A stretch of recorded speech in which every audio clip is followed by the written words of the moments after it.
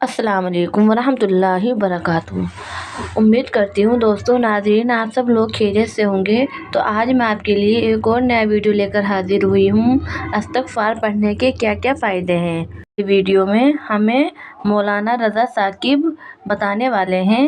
چلیے ویڈیو شروع کرتے ہیں بنا کسی دیری کے ساتھ۔ فرمایا کہ اس کے حضور استغفار کرو، وہ آسمان سے بارشیں نازل کرے گا، تمہیں بیٹے بھی دے گا، تمہیں مال بھی دے گا، لہلہاتے باغ بھی ہوں گے، چلتی نہریں بھی ہوں گی، معیشت کا پہیہ چل جائے گا اگر تم اللہ سے ڈرنے والے بن جاؤ گے۔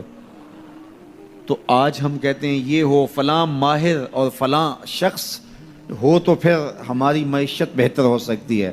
اللہ نے کہا استغفار کرنا سیکھ لو، میں تمہارے لیے رحمتوں کے دروازے کھول دوں گا، رحمتوں کے در کشادہ کر دوں گا، پیچیدگیاں ختم ہو جائیں گی، مشکلیں آسان ہونے لگیں گی اگر تم اللہ سے ڈرنا سیکھ جو، اس کے حضور استغفار کرنا سیکھ جو۔ اور اگر تم ایسا نہیں کرو گے تو تمہارے اوپر نیچے سے عذاب نازل ہوگا۔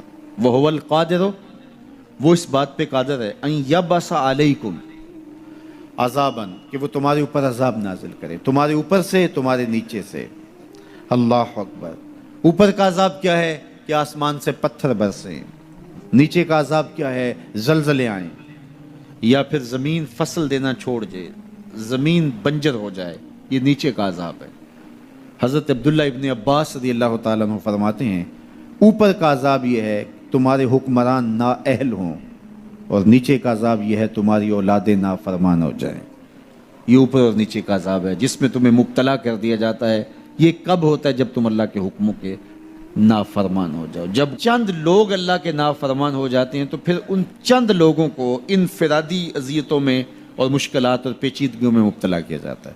لیکن جب کوئی قوم من حیث المجموع اللہ کے حکموں کو توڑتی ہے اور اس کے حکام سے روح گردانی کرتی ہے تو پھر پوری قوم کو مشقتوں میں، اذیتوں میں، تکلیفوں میں مبتلا کر دیا جاتا ہے۔ اس کا علاج کیا بتایا؟ استغفار۔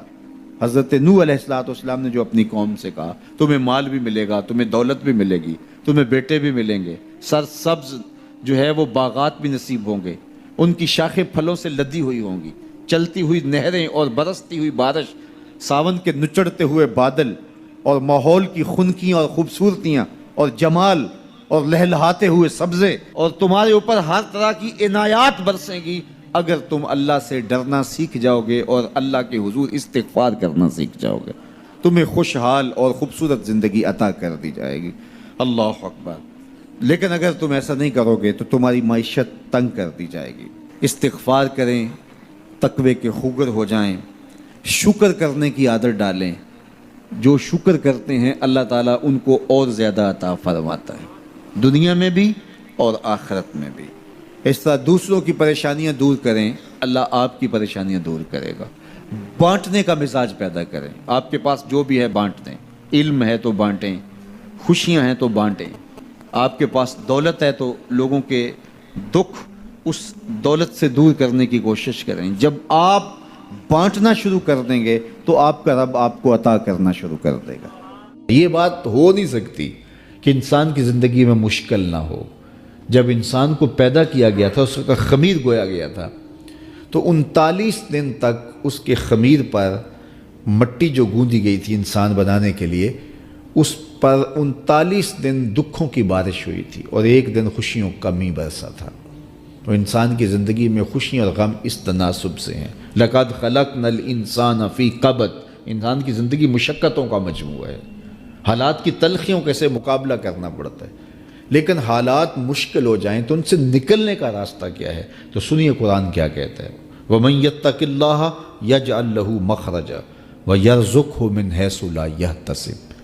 جو اللہ سے ڈرنے لگ جاتا ہے، تقوی اختیار کر لیتا ہے، تو پھر اللہ تعالیٰ جل شانہ اس کے لیے مخرج پیدا کر دیتا ہے، یعنی اس مصیبت سے نکلنے کے اللہ راستے دیتا ہے۔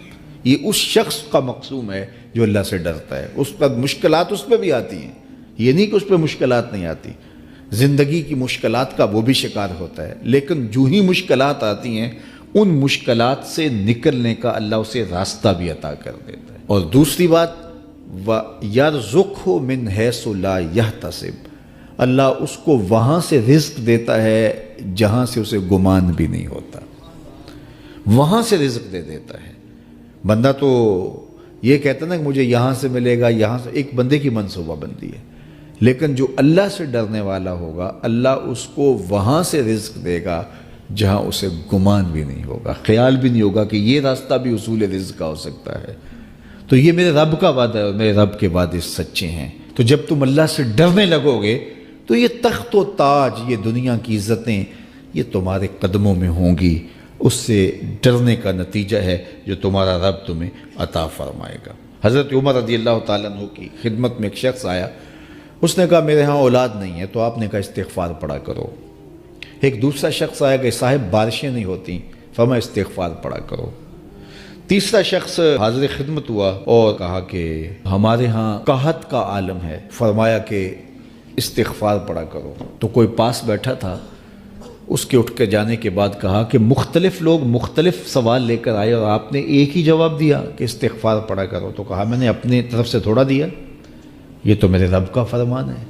کہا وہ کیسے؟ کہا سورہ نوح پڑھو، فَقُلْتُ اسْتَغْفِرُوا رَبَّكُمْ۔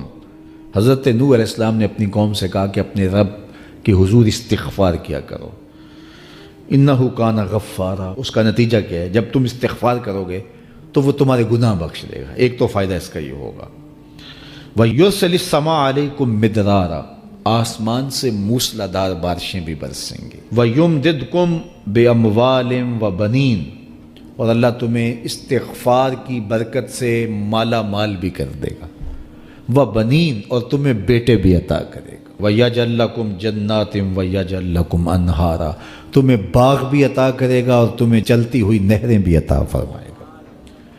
آج میں سمجھتا ہوں کہ پاکستانی قوم کو اجتماعی استغفار کی ضرورت ہے۔ آپ کے دریاؤں کا پانی سوکھ گیا، استغفار کریں گے اللہ تعالیٰ ان کو پانیوں سے مالا مال کر دے گا، بارشیں ہوں گی، قحط سالیاں دور ہوں گی، بے اولادوں کو استغفار سے اولاد نصیب ہوگی، اور معیشت کی بہتری جو ہے وہ استغفار کے ذریعے سے ہوتی ہے۔